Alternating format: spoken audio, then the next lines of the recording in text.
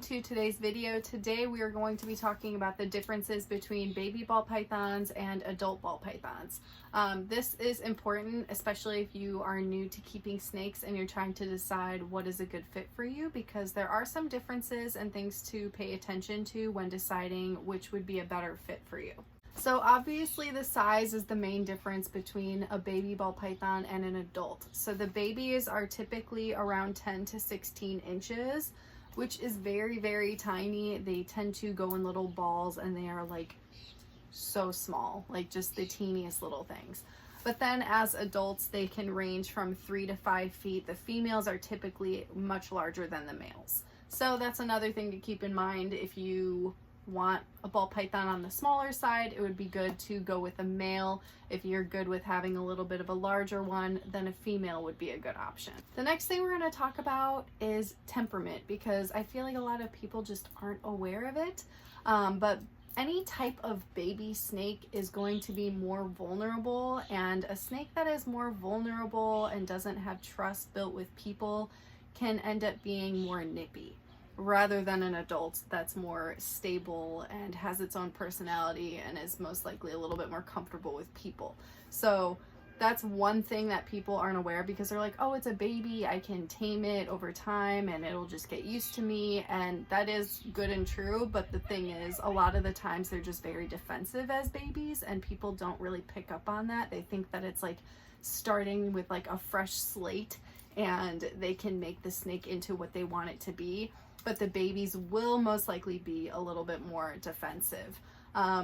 For ball pythons particularly, what's nice is that if they do feel threatened, they just go into a ball, which that defensive behavior is ideal because it's not biting. However, if they do feel especially threatened, they can come out of their ball and they can bite. So it's just something to be aware of. The babies over time, they can calm down and learn trust and feeding schedules and things like that. But if you're new to snakes, getting a baby may not be the best thing, just because the behavior is going to be a little bit more defensive, just because they're so scared of everything that's happening, which is very understandable.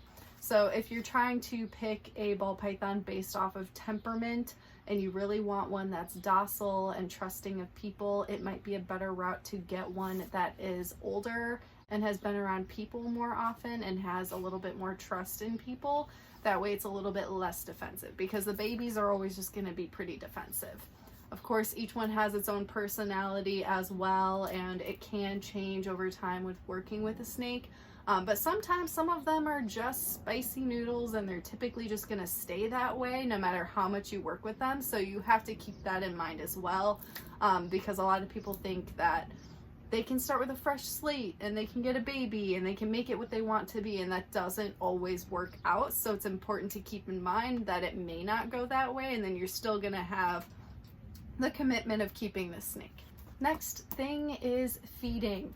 So feeding for baby ball pythons is something that's also a little bit more challenging sometimes. Usually a breeder will try to get them switched to frozen thawed before they sell them, but not always. So that is something to definitely be aware of and ask a breeder before getting your snake, because baby ball pythons can be picky eaters. And it can be a little bit of a process getting them to go to frozen thawed. And when I got Chaos, I don't think that he had a meal yet. He was very young. It was just, and he would not eat frozen thawed, and he to this day will not eat frozen thawed. So I've just been stuck with like a picky eater that I could not switch to frozen thawed ever. So want to bring awareness that that is a possibility. So if you are getting a baby snake, very important to make sure it is fully transitioned to frozen thawed. That way you can feed it frozen thawed, because no one enjoys feeding live. And then obviously if you're getting an older snake, it will most likely be on frozen thawed, but it's again something to always ask before you purchase the animal, to make sure you know that they are eating frozen thawed, so that way you don't have to deal with the whole hassle of having to feed live.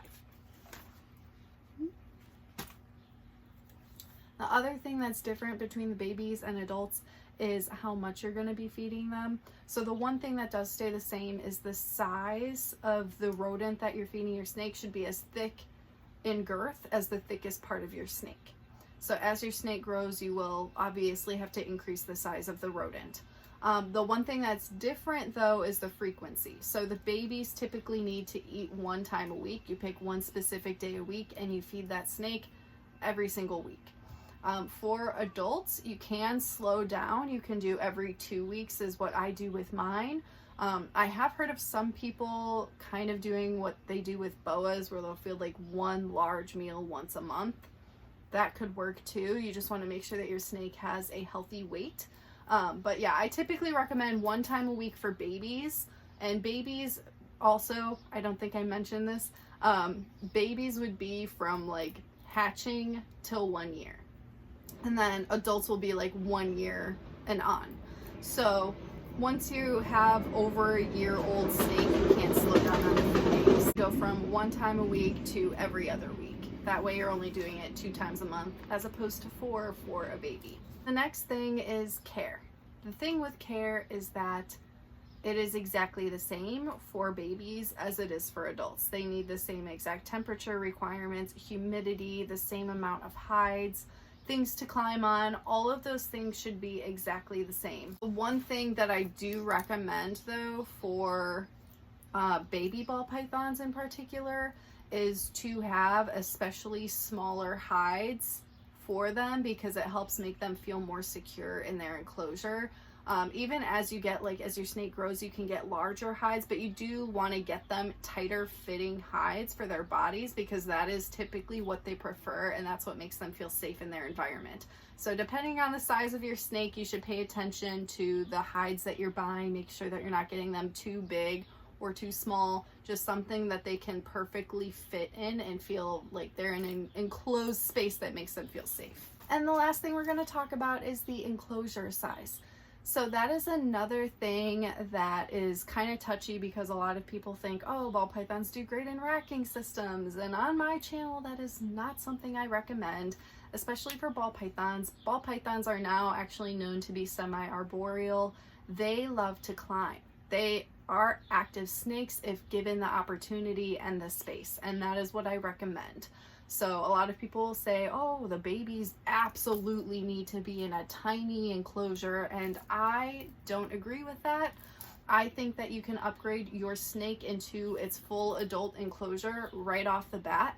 The thing is that you need to fill out that enclosure completely, those really small hides, so that way they can feel safe and secure in their enclosure.